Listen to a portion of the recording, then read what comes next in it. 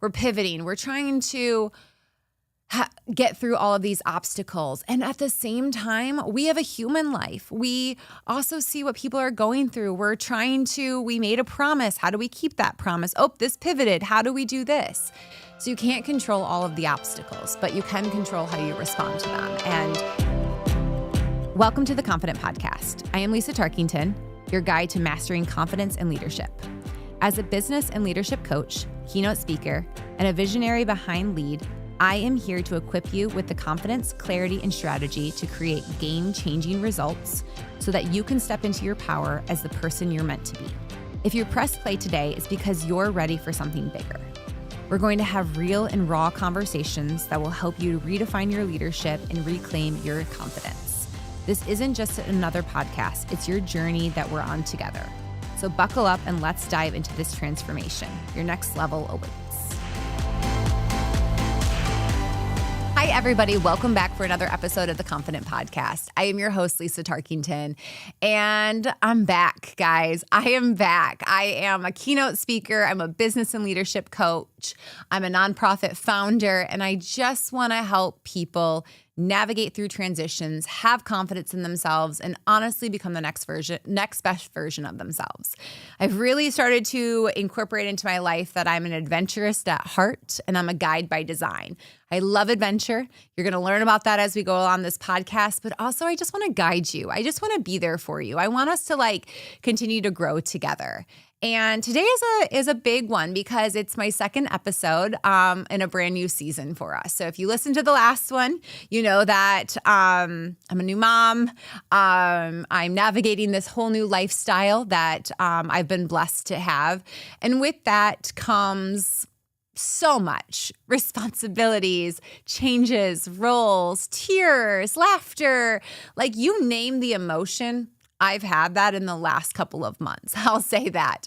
And I'm in this new era. So I'm going to steal something from Taylor Swift, right? She talks about the new era and her Eras tour. And I find it fascinating because when I normally have thought about change in an era of my life, I've always thought that it's going to be a bad thing. What are people going to think? What are people going to say? I'm not allowed to change because how are people going to take that, right? I've had all of those negative thoughts, and at the same time, I teach people every day to change, right? So I think it's very beautiful when people change. I think it's very beautiful when they have self-improvement, and that's what I'm going through right now, which I'm very excited about. It's a whole new era for me, and I think when I look back at Taylor Swift's era, I've loved being along that journey with her. And so really what I'm opening up to the podcast today is I want you to come along this journey with me, okay? We're going to be talking about some new methods that I'm going to be teaching. And honestly, I want to pause here and say I'm a new mom, like I said. I'm leaning deeper into my coaching and my keynote speaking. I'm going to be bringing you fresh new methods and new perspectives on burnout for sure. Leadership, conflict resolution, which I hear a lot about, transitions.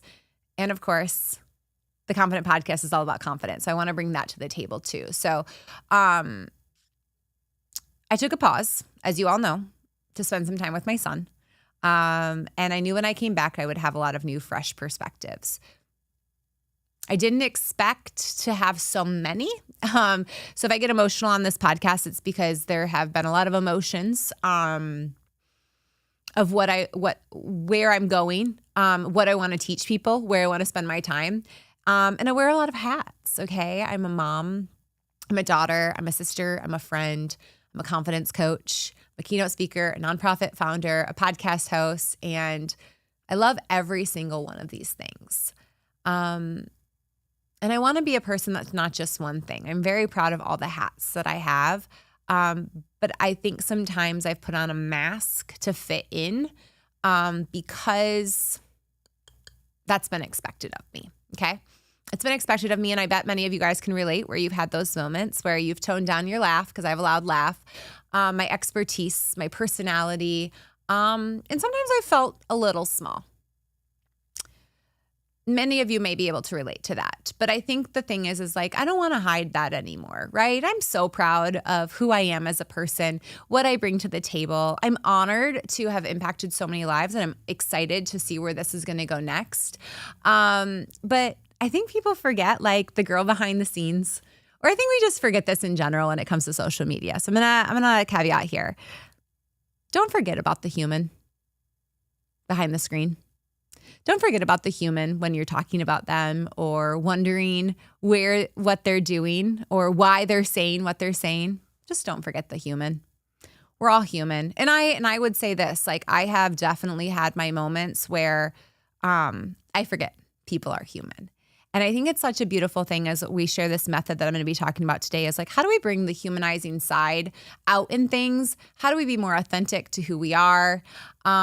Because I've noticed like I have so many great titles, but I really want people to embody confidence, okay? I want to help youth. I want to help with my coaching. I want to have honest conversations with leaders.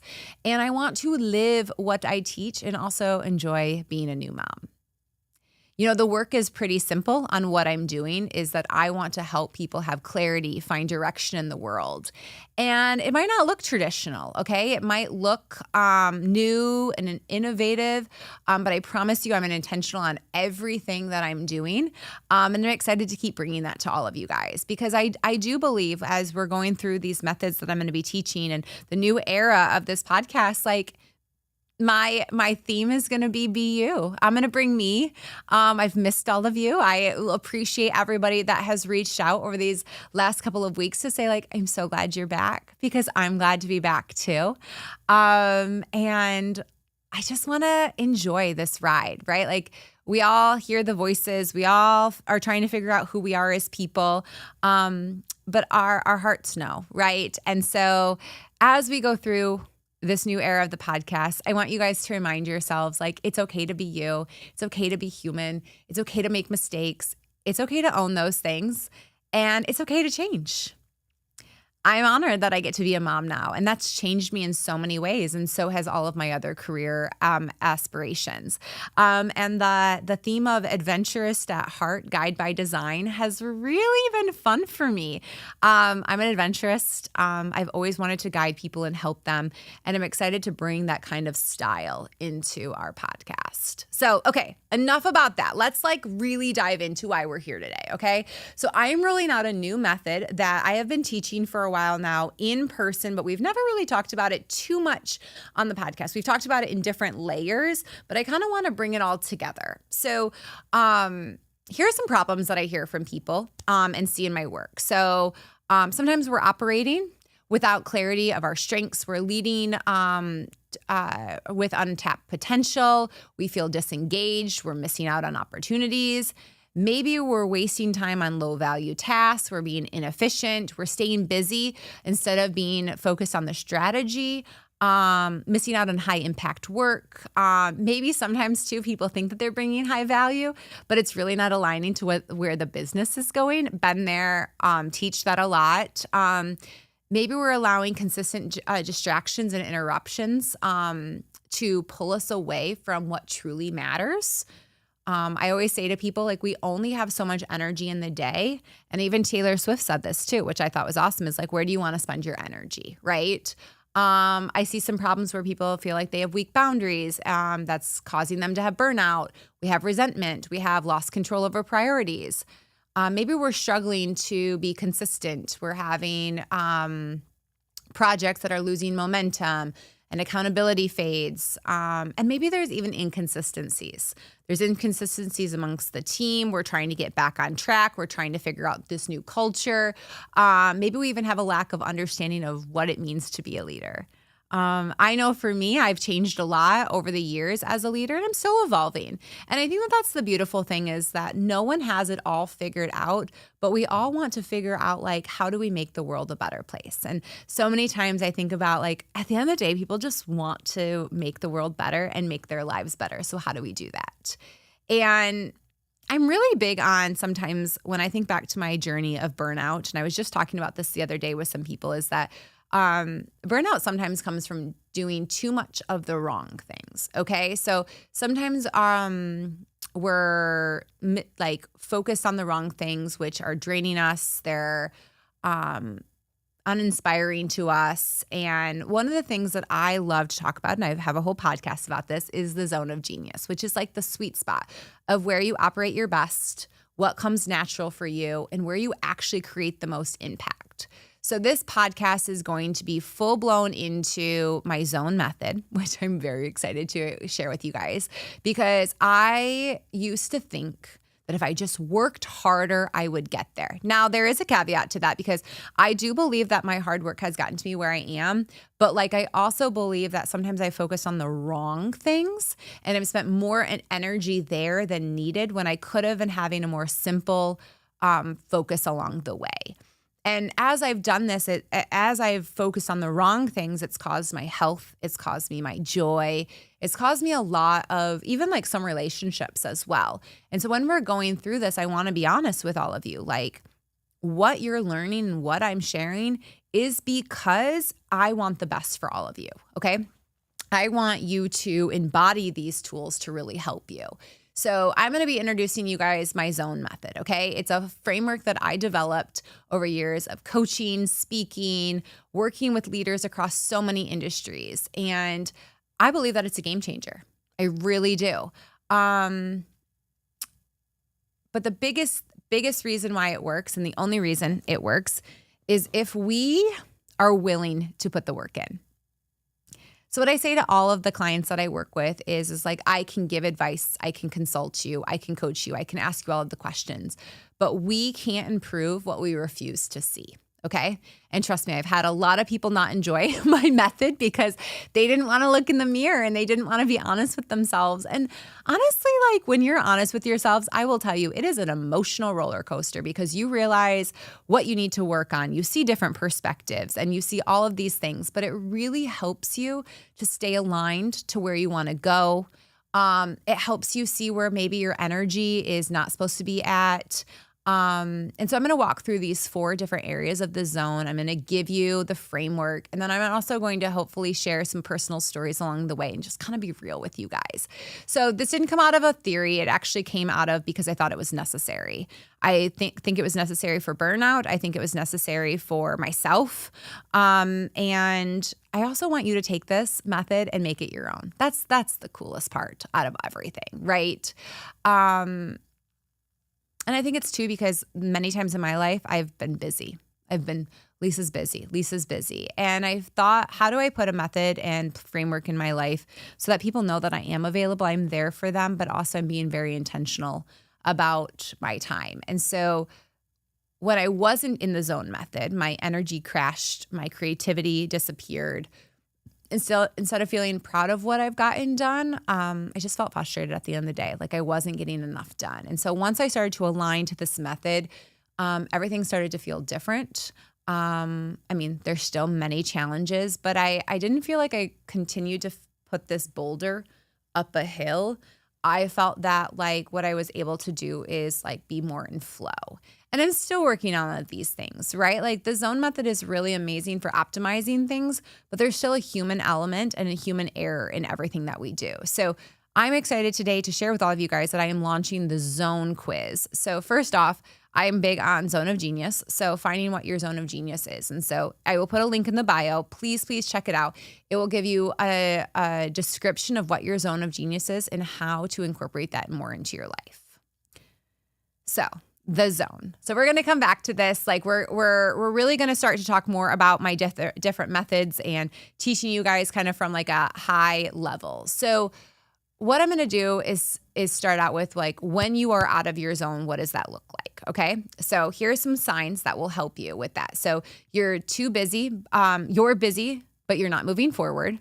Right. So like you're in constant motion, but you're just getting from week to week. Your biggest priorities are not touched. Maybe you're having energy crashes midday because it's not that you're lazy, quote unquote, but maybe your mental hours, your best hours, you're using wrong. Right. Maybe you're reacting more than leading. How is your time being dictated under other people's demands? How are you saying yes to a variety of things? And maybe you feel underutilized or stretched thin sometimes, which can really get you out of your zone as well. And so if any of these things sound familiar, you're probably needing a little bit of work on your zone, okay? And that's okay. We have to realign. I realign all the time. I get out of my zone and it's like, this is why I feel the way that I do, okay? And so drum roll for my amazing method that I'm going to introduce today is the zone. So Z stands for Zone of Genius, the work that lights you up and delivers the most impact. O, which is optimizing time, aligning your schedules with priorities and protecting your most valuable hours. N, navigating obstacles, building resilience, setting boundaries, and staying the course when things go wrong. And E, execute with intention, taking purposeful action and avoiding the trap of busyness with results. So again, these are my 4 different areas. And today I'm going to be showing you guys a map to really help you. Now, we won't be able to get into like too nitty gritty, but that's what, my keynotes, my coaching, and my workshops are for. This is to give you the level to really just get you started with your framework so that your work becomes more sustainable, you're more productive, you're happy, you're more energized. And you're not just surviving anymore. You're thriving in your role and you actually enjoy it. So let's dive into Z first, okay? Let's really dive into that. So the zone of genius, like I said, is the work that lights you up and delivers the most impact, okay? So we have the zone of incompetency, zone of competency, excellence, and genius. So zone of incompetency is things that you're not really good at and that you don't enjoy. We have a whole podcast episode on this, I think about 2 years ago. I'll put that in the show notes as well. Zone of competency, things that you can do fine, but others do a lot better. I think my team could attest to many of those things that like I can do, but they do much better than me, and I love that. Zone of excellence, things that you're really good at, you're often praised for, but they don't light you up. I've had many of those moments in my lives where people look at me for marketing, because I have a communications and marketing background, but like I'm good at it, but it doesn't light me up as much anymore. And then my zone of genius, the unique intersection of your greatest strengths and deepest passions. And for me, that's like, what is something that if you could just give me 7 hours to do every day or 8 hours, like I would be in the zone, right? So what is that for you? That's what I want you to think about with this area. Because it's got to be something that energizes you, something that helps you be creative and you at your best. It's your unique skills, your strengths. And honestly, the problem that we find a lot with Zone of Genius is that people spend only about 20% of their day focused on their Zone of Genius. Okay, let me say that again. So like people spend only 20% of their time a day on their Zone of Genius. And the rest is filled with tasks that drain them and things that aren't they're passionate about, things that honestly like they're just really not good at, but they're doing out of habit. And I know that that's part of the job, right? Like we all have to do those things, but like when you stay out of your zone of genius too long, you feel underutilized, undervalued, and you're tired. But when you're aligned, again, like you feel energized, you want to talk about it. I know when I'm in my zone of genius, I will talk my husband's ear off about something, right? Or even when I was creating this method, I had so much fun because I got to see like, here's what I'm hearing and how do I bring that all together into a method, right? And so when you're thinking about your zone of genius, think about how are you aligned to what that is. Like, are you doing things that energize you? Are you doing things that feel natural and flow easily? Are you confident in it and are you focused? When you're not aligned, even the smallest tasks can drain you, okay? You question your value, you feel underutilized, you procrastinate on your to-do list or what you're good at as well. And so when it comes to actions that you need to take, here's what I would recommend. First off, have you ever done a zone of genius mapping? So what it is list 3 to 5 tasks that bring you energy and 3 to 5 that drain you. And that will really help you see like, where do you want to start to focus more of your time? And maybe you won't be able to do that right away, but how do you incorporate that more into your life? And even if you don't know your zone of genius, again, use my quiz. It's going to be in the show link to really help you with that. Maybe the next one, an action that you can take is be more intentional. Maybe become more self-aware of what zone you are in and then taking actions around that. Or maybe it's task swapping. So how do you delegate those things, or how do you batch some of your draining tasks together so that you can focus more on the zone of genius at a different time? And the reflection that I would have for all of you is think about the last time you did something that you lost track of time and you were just so absorbed into something. And that's going to help you focus on your zone of genius. Taking care of your health isn't always easy, but it should at least be simple. For me, the journey to feeling my best has always been about small, sustainable habits. That's why for the last 4 years, I've made AG1 part of my daily routine. Actually, it's part of my whole household's routine every morning. It's just 1 scoop mixed with cold water every morning, no exceptions. It's my go-to for a simple yet powerful way to support my health and feel energized for the day ahead. With AG1, I'm covering my daily dose of essential vitamins, minerals, and pre and probiotics, and much, much more. And it's all in 1 step. So I have noticed for myself, I have much better improved digestion, I'm in a healthier mood, and I have more energy. And let's be honest, when I feel my best, I can give my best to my friends and my family and work. And that's why AG1 is not just a product I use, but it's part of my commitment to self-love and taking care of myself. What I love most about it is how easy it is to stay consistent. If I'm at home, I mix a scoop of AG1 into my water first thing in the morning, especially before coffee. And if I'm on the go, I have my individual travel packs ensured I never miss a day. It's just a small benefit that adds up to big benefits, and that's why I just love AG1. So with this new year, try AG1 for yourself. It's the perfect time to start a new healthy habit. As a special offer, AG1 is giving new subscribers a free $76 gift when you sign up. That includes a welcome kit, a year's supply of vitamin D3 and K2, and 5 free travel packs in your first box. So visit drinkag1.com/theconfident to grab yours today. That's drinkag1.com/theconfident. Let's start this year off a little bit healthier. All right, the next one. Oh, optimizing time. You all know I love time management so much. Someone reminded me, though, the other day that sometimes I manage my time too much. And also, don't forget about the humanizing piece of this, okay? When I think of the time management, you also have to think about, like, how does the human piece come into this? Because time is something that we can never get back, okay?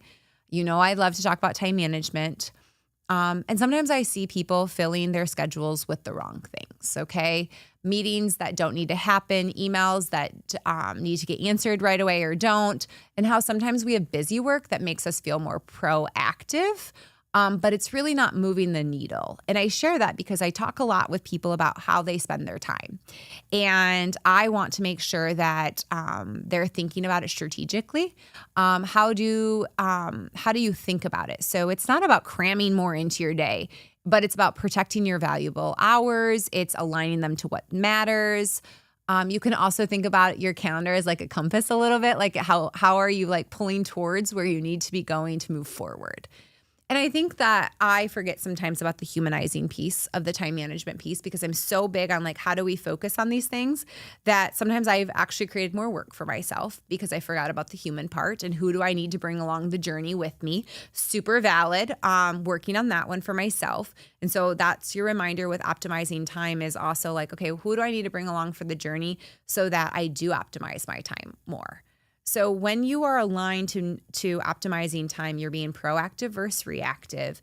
You're being intentional with your meetings, you're time blocking, you have clear priorities, and you're being decisive. You are able to make decisions. But when you're not aligned, you're always rushing or you're feeling behind. Your calendar is full, but not with the right priorities. You're saying yes to everything. I've gone through many yes eras. And then you start to feel resentful of how you're spending your time. And you're more reactive versus being a leader. And so what can help you with this is, first off, just have a priority reset. If you have not had that conversation with yourself, with your team, with your family, talk about like, what is the priorities for us for the next 6 months? What are the top 3 outcomes that I want this week? And then do those first. Think about intention setting. What is the intention of this? What do I want to get out of this? And being mindful of that. And sometimes the intention might just be to build a relationship. The next one is time blocking. How do you reserve your time for the most focused, high value work? And the last one, which everybody gets really nervous when I bring this one up, is a calendar audit. I have many of my coaching clients go through this, and it is highly, highly effective because they get to see where their gaps are, where they need to lean in more, where we waste time. And I do this too. And I've talked about this before, but calendar audits are amazing. And so when you think of your reflection for this one, I want you to think about if you looked at your calendar right now, what would I be able to tell are your top 3 priorities? Or would I see a lot of noise? And that's where the O of optimizing time and that reflection is very, very key. All right, N, navigating obstacles. So there's a lot of curveballs in life, right? Someone might call you about a panic. A kid gets sick. A project takes twice as long as you expected. We're pivoting. We're trying to get through all of these obstacles. And at the same time, we have a human life. We also see what people are going through. We made a promise. How do we keep that promise? Oh, this pivoted. How do we do this? So you can't control all of the obstacles, but you can control how you respond to them. And as a leader who has made many mistakes in how I've navigated obstacles, I think this is one of the most important things when it comes to the zone method, because I don't love to avoid problems, but you also have to find that balance of like when do you like intersect there? Like when do you start to figure things out a little bit differently? How do you know that like you can't avoid all the problems? So how do you be proactive with it? How do you know how to set boundaries or be resilient to bounce back quickly from things? You know, I've been told my whole life that I pivot quickly, probably too quickly, right? Okay, this didn't work, let's pivot, right? We need to change things up. And to the outside world, like that's tough, right? Like think about if you pivoted all the time and no one else is catching up with you, right? But you've caught up with yourself. So there's this like game, right? This obstacle. So communication is key, right? You have to have the confidence to know like, hey, I'm not going to have all the answers and that's okay. And then you have to empower others and not do everything yourself. I'm still learning that one, guys.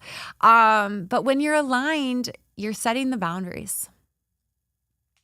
For me, I've learned a lot about boundaries. I'm still working on that. Knowing your limits, learning that, right? Handling confrontation and learning how to respond versus react. But when you're not aligned, you avoid conflict, you overcommit, you have a lot of limiting beliefs, you're constantly allowing interruptions to take over, and you're distracted. And I want this one to be very key because I have seen a lot of obstacles for people in their life, right? And I coach them through it.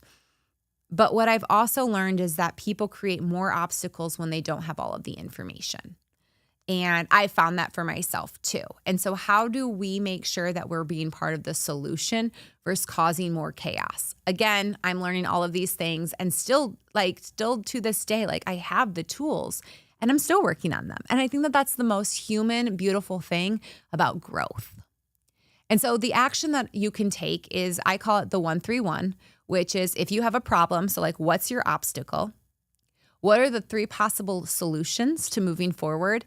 And then what's your recommended action, right? And so I love when people come with this, okay? Like, hey, Lisa, here's the problem. Here's the 3 solutions. Here's the recommended one, but like I want to have a conversation with you, right? And I have found so much success for my coaching clients with this one, with navigating obstacles. The next one is boundaries. Maybe like if someone like wants to take up a lot of your time, how do you say no? How do you say like, hey, maybe not now, maybe later, because you have other things that you're trying to focus on. Again, it was another podcast that we've done on boundaries. How are you being more present, actively listening? I would say that I'm getting better at this. And I'm seeing other people too, but like, how do we really be present to really listen, understand versus already having our thoughts of how it should go in our head? And then confrontation, reset how this looks like, okay?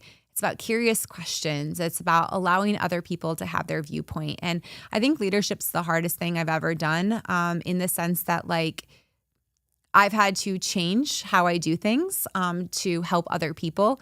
I've lost myself through many transitions. I've lost my voice as a leader.